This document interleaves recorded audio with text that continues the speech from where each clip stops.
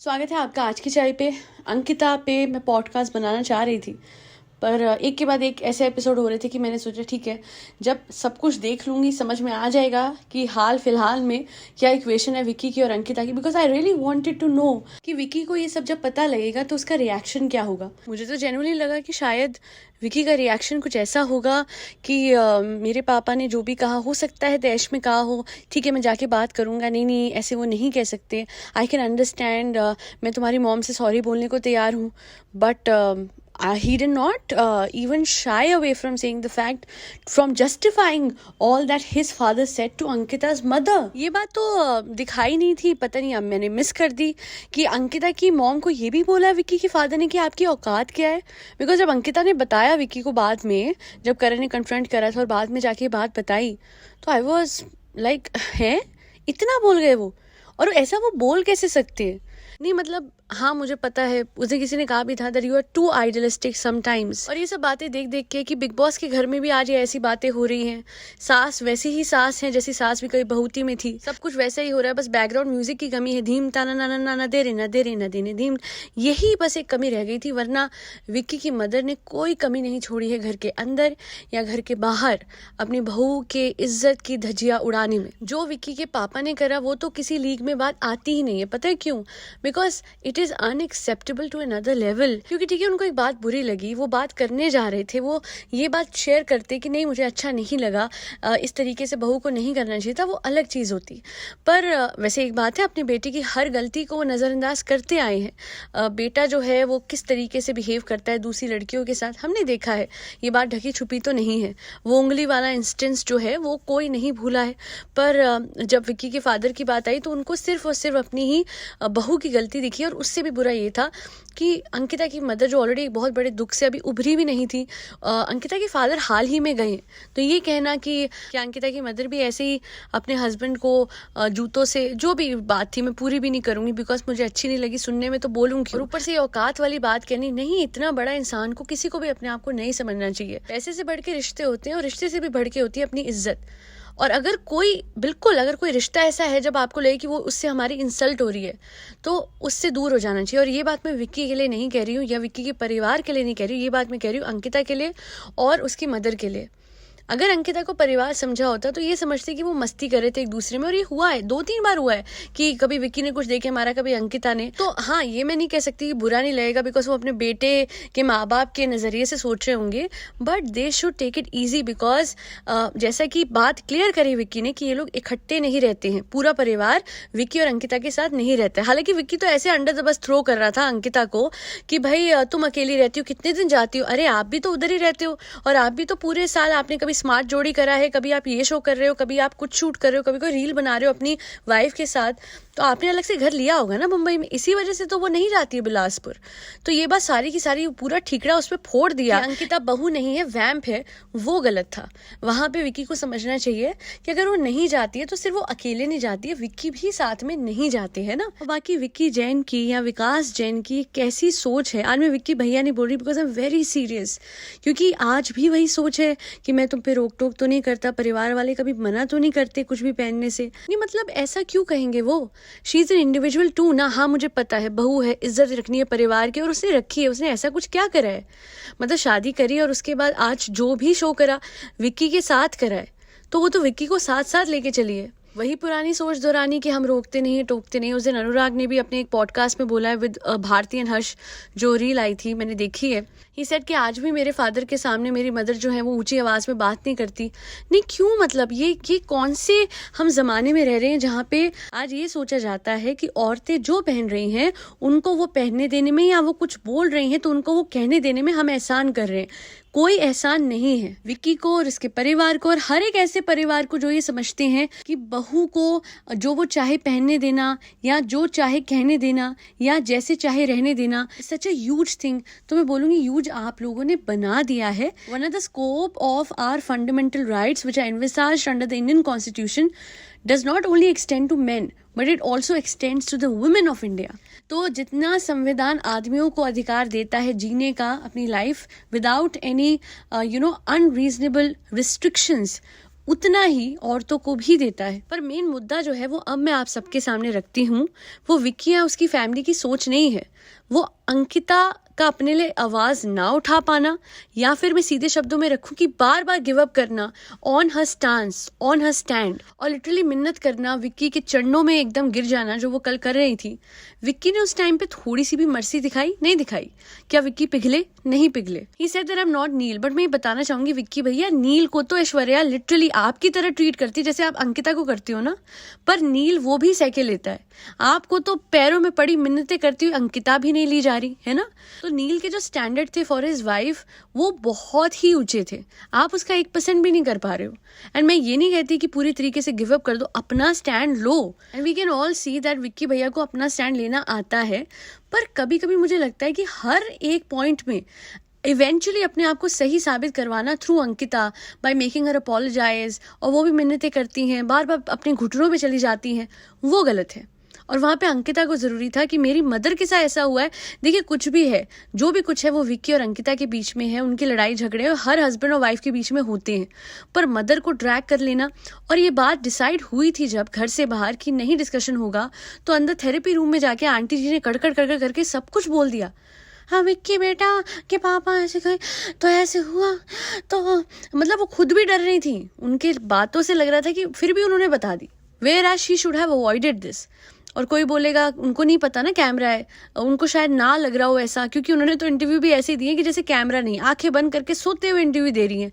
हाँ विक्की जीतेगा, हाँ हाँ नहीं अंकिता नहीं जीते, हाँ नहीं विक्की के फैन फॉलोइंग कम है, पर जीतना तो विक्की को ही चाहिए, हाँ नहीं हमारे बेटे को तो विक्की बेटा तो यहाँ पे आया था, उसे प्लेटफॉर्म चाहिए था, वरना तो हमको मतलब ही कहाँ था, और बहुत खर्चा कराती है ये, और हालांकि विक्की बेटा ने हमारी बहू को यूज करा, पर हमारा विक्की बेटा कब आया। अरे आंटी जी सो गई क्या? हिलेरियस बात तो ये थी कि रिपोर्टर ने ये सवाल भी नहीं करा कि आप उठ जाइए फिर आपका इंटरव्यू लेते हैं। सबका मतलब था कि भैया नींद के नशे में जो आंटी जी बोल रही हैं, क्योंकि वो थक चुकी थी, तो थक के चूर होके एकदम नींद में जो सच निकल रहा है ले लो, एकदम खींच लो कंटेंट, क्योंकि कंटेंट का जमाना है, रिपोर्टिंग का लेवल जाता है तो जाए। और आंटी जी ने भी टिपिकल सास बनने में कोई कसर नहीं छोड़ी, घर में कॉन्शियस होके आई, पूरी कोशिश करी कि वो अच्छा बन के दिखाए, अच्छा बन भी गई थी।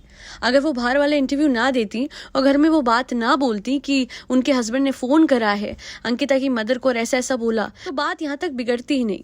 पर जब बिगड़ गई, अंकिता को सच पता लग गया, तो फिर ये विक्की के पैर पड़ना, हाँ मैं गलत हूँ, हाँ मैं, अरे कितनी बार अपने आप को गलत बोलोगे। ठीक है अंकिता भी हर जगह सही नहीं है, और अंकिता भी कोई सेंट नहीं है, पर अंदर घर में बैठ के अपने बेटे के नाम को और लड़कियों से जोड़ना और कहना, हाँ पर विक्की ने कभी बहन बोला है बाकी लड़कियों को। मतलब आप सही समझते हो क्या आंटी जी ये सब, कि वो इमरान हाशमी के गाने गा रहा है आयशा को देख के?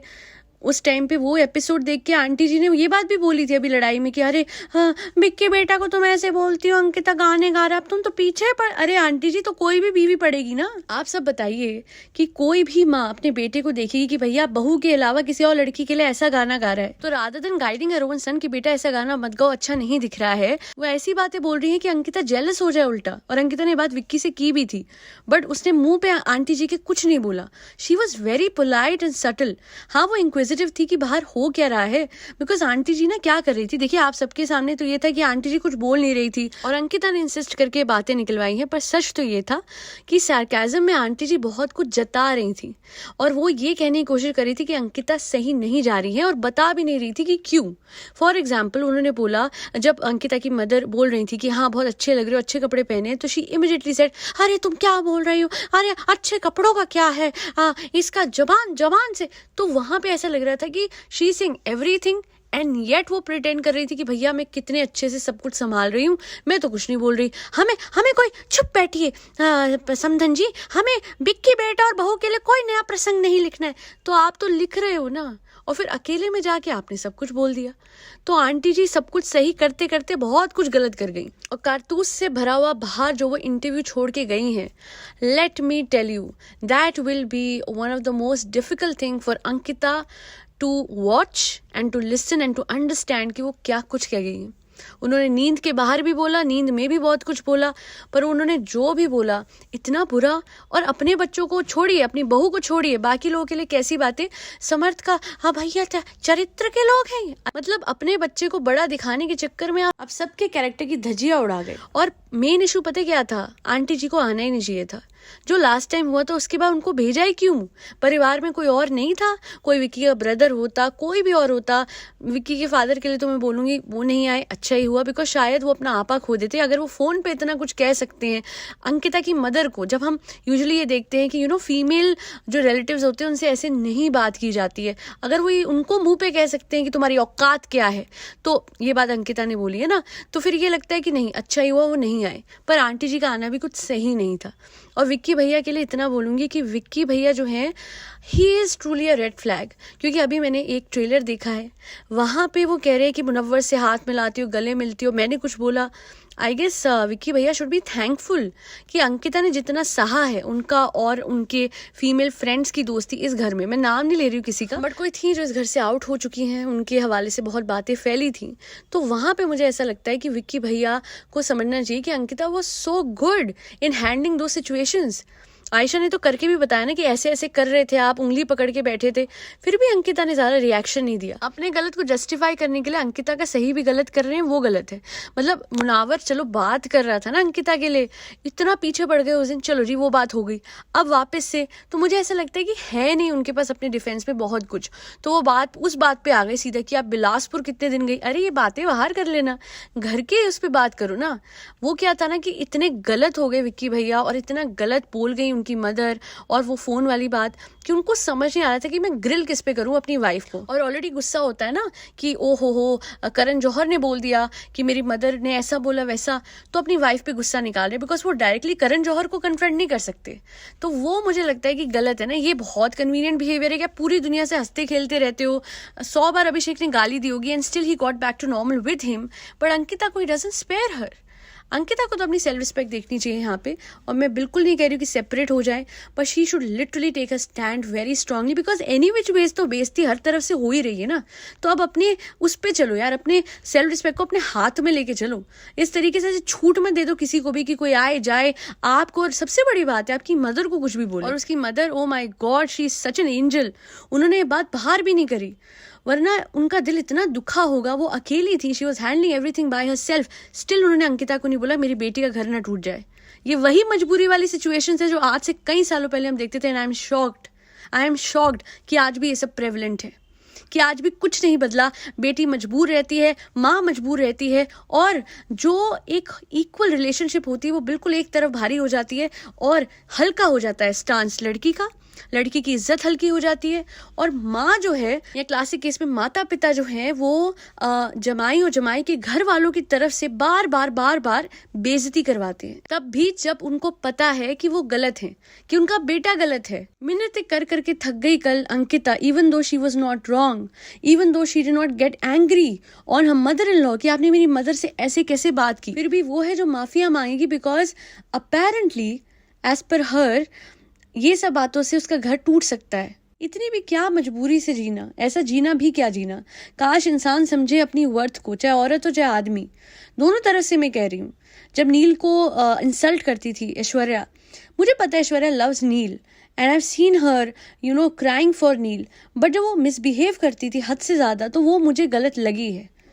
तो वहाँ पे मुझे नील सही लगा, यहाँ पे मुझे अंकिता सही लगी। इस सिचुएशन में अंकिता बहुत जगह गलत भी लगी है, बट इस सिचुएशन में स्पेसिफिकली मैं कहूँगी विक्की गलत थे और उनका परिवार ज़्यादा कर रहा है। नेशनल टेलीविजन पे अपनी बहू को फैमिली मेंबर की तरह ट्रीट करने के बजाय उसको एक अजनबी की तरह ट्रीट करना कि हमारे बेटे से कैसे, अरे वो भी तो आपकी घर की मेंबर ही है, उसकी इज्जत भी तो आपकी इज्जत ही है। उसकी इज्जत की धज्जियाँ उड़ी तो आपके परिवार की इज्जत पे कोई इम्पैक्ट नहीं आएगा ना।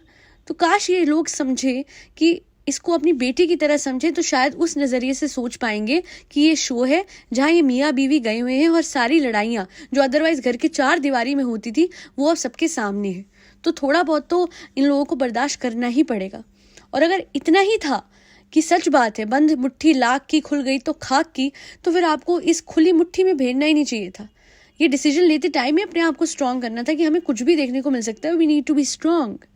लड़ाइयाँ तो हर घर में होती है, ट्रस्ट मी, पर इतना कि एक औरत की वैल्यू खत्म हो चुकी है, वो 24 घंटे मिन्नतें करती रहती है। तब जब वो एक्चुअली फाइनेंशियली इंडिपेंडेंट हो सकती है, उस पर इतना काम होगा, she has that much of net worth, but फिर भी पता नहीं क्या मजबूरी है। बट जो भी है, अपनी मदर के लिए तो अंकिता को स्टैंड हमेशा बिल्कुल स्ट्रिक्ट रखना चाहिए। जितनी भी लड़कियां एग्री करेंगी कि हम पे बात आए तो आए, बट हमारे माँ बाप को कोई कुछ ना बोले। आई रियली होप कि अंकिता की लाइफ बेटर हो, जहाँ उसे हर दिन या तो मिन्नतें कर करके या लड़ झगड़ के ना जीना पड़े। खैर आज के लिए इतना ही। फरी बच्चों का ध्यान रखिए, उन्हें खाना खिलाते रहिए, ठंड से बचाइए, and please distribute warm clothes to those in need. और हाँ, 22 जनवरी को याद है ना, रामलला घर आ रहे हैं, धूमधाम से दिवाली मनानी है। आज के लिए इतना ही। हरे कृष्णा, जय सिया राम, राधे राधे।